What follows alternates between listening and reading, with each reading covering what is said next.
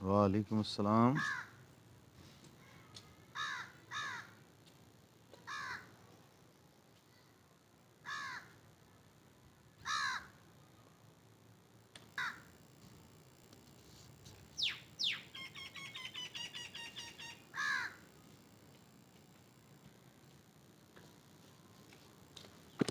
अस्सलाम वालेकुम।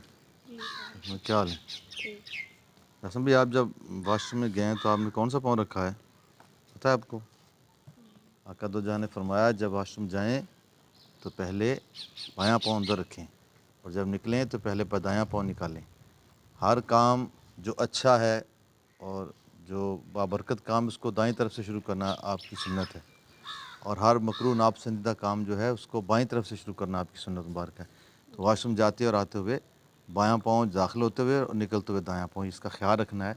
दूसरा, आप सर नंगा करके जा रहे हैं, सरकार का फरमान है सर ढांप कर वाशरूम में जाएं, इसलिए कि वाशरूम के अंदर ये जो खबीस जिन और खबीस जिन्नी होती हैं, ये होती हैं। सरकार ने दुआ फरमाई ना, जब वाशरूम में जाओ दुआ पढ़ो, कौन सी?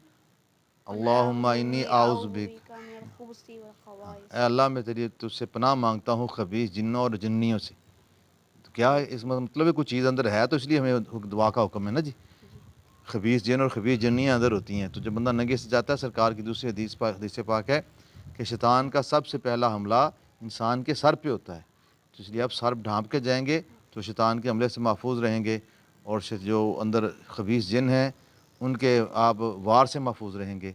तो सरकार की हर सुन्नत के अंदर हमारे लिए बरकतें हैं, रहमतें हैं, हमारे लिए बचाव है। इसलिए आपने हमेशा, आप जब भी जाना है वाशरूम तो सर ढांप के जाना है, और जब दाखिल होना है तो बायां पाँव, जब निकलना है तो फिर दाएं पाँव। माशाअल्लाह, अल्लाह पाक आपको अमल की तौफीक अता फरमाए।